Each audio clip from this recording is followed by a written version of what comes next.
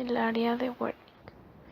El área de Wernicke fue descubierta por el neurólogo y psiquiatra alemán Karl Wernicke, conocido por sus estudios sobre la afasia, alteraciones de la expresión y la comprensión causada por trastornos neuronales. El área de Wernicke es una parte del cerebro humano situada en el lóbulo temporal izquierdo. Usualmente se considera que corresponden a las áreas 21 y 22 de Brodmann y probablemente se puede incluir también en el área auditiva primaria, áreas 41 y 42 de Brodmann. Pertenecen a la corteza de asociación, específicamente auditiva, situada en la parte posterior-inferior de la corteza auditiva primaria, denominada área de Hertz, aunque en ocasiones también se le incluye la corteza auditiva primaria. Se ha propuesto además que las regiones del área de Wernicke comprenden las áreas 20, 37, 38, 39 y 40 de Brodmann. Participan en la asociación de palabras con otros tipos de información, un área de Wernicke extendida. Su papel fundamentalmente radica en la decodificación auditiva de la función lingüística. Se relaciona con la comprensión de las palabras, función que se complementa con la del área de Broca, que procesa la gramática. La afasia del área de Broca no se denomina como afasia de Wernicke, es decir, afasia de Wernicke es aquella en la que el paciente no presenta problemas en la articulación de palabras. No hay difusión motora del habla, sin embargo, este no comprende lo que oye, a diferencia de la afasia de Broca, denominada como no fluente, donde sucede lo contrario y se pierde la habilidad de elaboración de palabras, aunque el paciente sí comprende lo que escucha.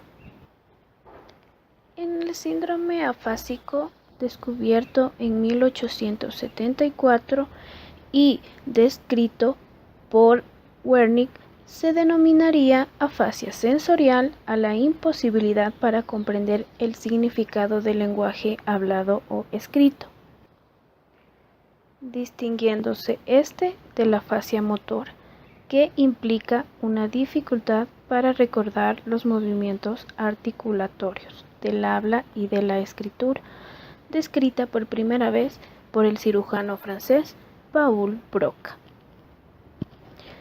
Aunque ambos tipos de afasia son resultado de un daño cerebral, Wernicke encontró que la localización del mismo era distinta. La afasia sensorial se debe a una lesión en el lóbulo temporal, en cambio que la afasia motora está provocada por una lesión en el área de Broca situada en el lóbulo frontal. Es así como Wernicke utilizó las diferentes características clínicas para formular una teoría general de las bases neurológicas del lenguaje.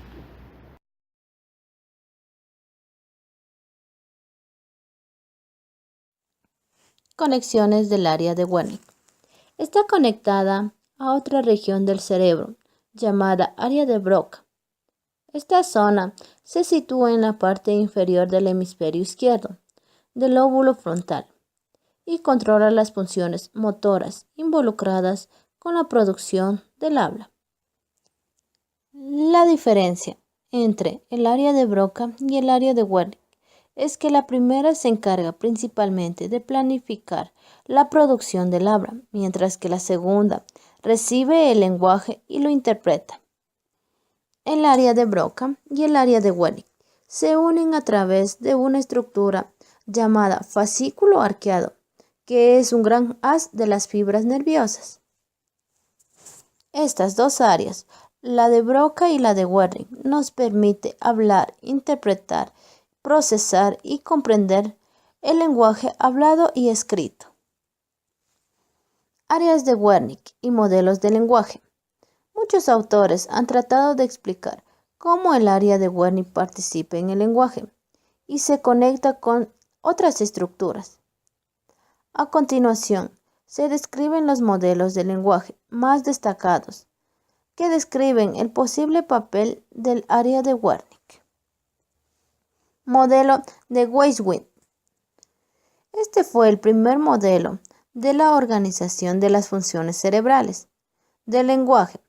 Fue propuesto por Norman Weiswirth a partir de los estudios de Wernicke. Según este modelo, cada una de las características del lenguaje, como la percepción, la comprensión, la producción, etc., se gestionan por una área específica del cerebro que se comunica con las demás por una serie de conexiones.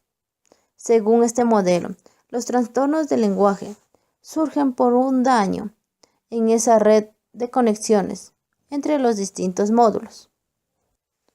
Cuando se oye la palabra hablada, la señal auditiva se procesa primero en la corteza auditiva primaria del cerebro.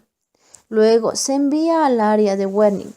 Allí se asocian las estructuras de esta señal con la representación de las palabras almacenadas en la memoria. Así conseguimos entender su significado. El modelo de Weiswirth se basa entonces en la localización anatómica de áreas del cerebro concretas que tienen funciones distintas. Aunque este modelo es muy útil para explicar trastornos primarios del lenguaje, como la afasia de Broca o la afasia de Wernicke, no explica otros trastornos parciales. Modelo de Mesulam. El neurólogo estadounidense Marcel Mesulam propuso una alternativa al anterior modelo. Defendía la existencia de una jerarquía de redes en la que la información se procesa según su complejidad.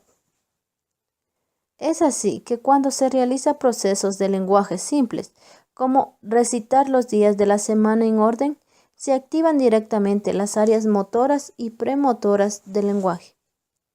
El lenguaje sería el resultado de la actividad sincronizada de amplias redes neuronales. Estas están construidas por diversas regiones corticales y subcorticales, así como por las vías que las conectan. Modelo de Damasio.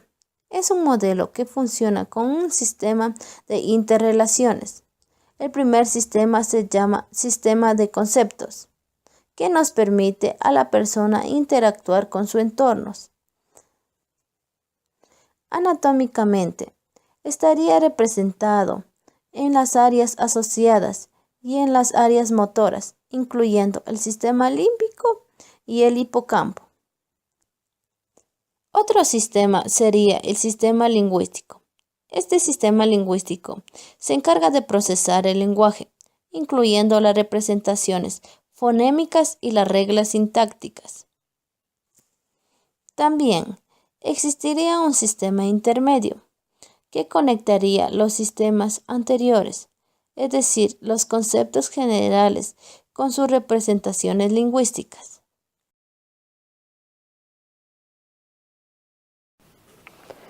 Las principales funciones del área de Wernicke se relacionan con procesos de recepción y comprensión del lenguaje a través de varios experimentos mediante imágenes del cerebro. Se han encontrado 3 zonas en el área de Wernicke que se activan según la función realizada. Una se activa cuando se pronuncian palabras que emitimos nosotros mismos. La segunda responde a las palabras que pronuncia otra persona, aunque también se activa al recordar una lista de diferentes palabras, mientras que la tercera se relaciona con la planificación de la producción del discurso. Esto manifiesta que el objetivo general del área de Wernicke es representar las secuencias fonéticas, sonidos, ya sea las que escuchamos de otras personas, las que generamos nosotros mismos o las recordadas por nuestra memoria. Cuando leemos un libro, no almacenamos en nuestra memoria imágenes de palabras, sino más bien recordamos las palabras en forma de lenguaje. Esto ocurre por lo que percibimos a través de nuestros sentidos. Suele convertirse en lenguaje una vez procesado. Posteriormente se almacena en la memoria con ese formato. El área de Wernicke es la principal zona del cerebro que interpreta el lenguaje escuchado.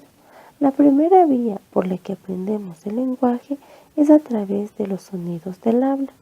Esto explica su cercanía y conexión con las áreas auditivas primarias y secundarias del lóbulo temporal. En definitiva, el área de Wernicke se encarga del reconocimiento, interpretación, comprensión y procesamiento semántico del lenguaje, ya sea hablado o escrito. De hecho, esta zona también participa tanto en la lectura como en la escritura. Lesiones en el área de Wernicke.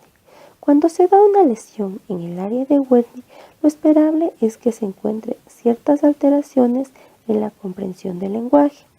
La consecuencia más típica de los daños en esta zona es la afasia de Wernicke. Consiste en dificultades para entender lo que escucha, mientras que tiene preservada la pronunciación de los fonemas. Al no comprender el lenguaje, les cuesta construir un discurso que tenga un significado coherente, aunque articula sin problemas los sonidos de las palabras. Más concretamente, una lesión en el área de Wernicke provocaría problemas para diferenciar los fonemas del lenguaje, es decir, los sonidos del lenguaje. Esto provoca directamente que no se comprenda el habla. Debido a las dificultades para identificar los sonidos del lenguaje, es habitual que estos pacientes unan las palabras de forma incoherente. Debido a lo anterior, tampoco serán capaces de evocar las presentaciones gráficas de los fonemas, teniendo alterada la escritura. Sin embargo, hay autores que destacan que para que surja afasia de Wernicke deben dañarse más áreas cerebrales, en concreto zonas adyacentes, ya que ésta se manifiesta por déficit que también abarca tanto la comprensión como parte de la expresión hablada, gestual y escrita. En cambio, indican que una lesión localizada en el área de Wernicke exclusivamente produciría un trastorno denominado sordera pura para las palabras. Parece que afecta solo a la recepción del lenguaje escuchado, de manera que estos pacientes entienden mejor el lenguaje escrito. Además, tienen preservada la identificación de los sonidos no verbales, como una sirena, un estornudo y la escritura.